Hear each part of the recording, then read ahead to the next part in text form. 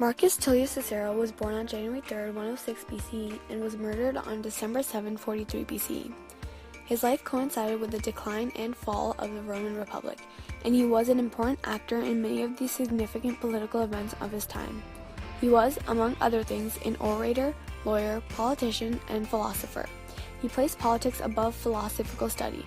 The latter was valuable in its own right, but was even more valuable as a means to more effective political action. Cicero chose a career in the law. To help prepare for his career, he studied jurisprudence, rhetoric, and philosophy. He subordinated philosophy to politics, and that is why his philosophy has a political purpose: the defense, and if possible, the improvement of the Roman Republic. The politicians of his time, he believed, were corrupt, and no longer possessed the virtuous character that had been the main attribute of Romans in the earlier days of Roman history. This loss of virtue was, he believed, the cause of the Republic's difficulties. He hoped that the leaders of Rome, especially in the Senate, would listen to his pleas to renew the Republic. Cicero tried to use philosophy to bring about his political goals. Like most intellectual endeavors in Cicero's time, philosophy was an activity in which Greece still held the lead. The Romans were more interested in practical manners of law, governance, and military strategy than they were in philosophy and art. But for Cicero to really use philosophy effectively, he needed to make it accessible to a Roman audience. Cicero's theories formed from the basis of modern law, including the common law. His theories had three basic premises. These were built on Plato and Aristotle that were mostly spiritual, and were built around the concepts of determining law from nature, natural law, and the importance of being good.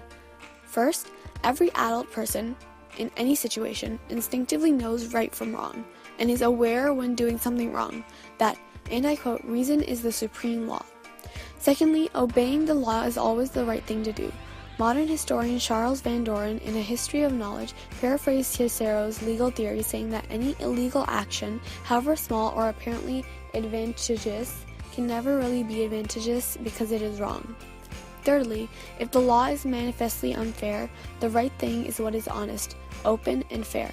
Keeping your word, no matter what the consequences, telling the truth even if you have not taken an oath. Cicero wrote that both justice and law originate from what nature has given to man, from what the human mind embraces, from the function of a man, and from what serves to unite humanity. For Cicero, natural law obliges us to contribute to the general good of the larger society. The purpose of positive laws is to provide for the safety of citizens, the preservation of states, and the tranquility and happiness of human life. In this view, wicked and unjust statutes are anything but laws, because in the very definition of the term law, there inheres the idea and principle of choosing what is just and true. Law, for Cicero, ought to be a reformer of vice and an incentive to virtue. Cicero expressed the view that the virtues which we ought to cultivate always tend to our own happiness, and that the best means of promoting them consists in living with men in that perfect union and charity which are cemented by mutual benefits. Cicero was of the view that if most citizens defer to the law, rule of law, this would have the greatest potential of creating long-lasting peace and freedom, which did not depend on the will or might of a leader, that law ought to lead and not man. Created using Powtoon.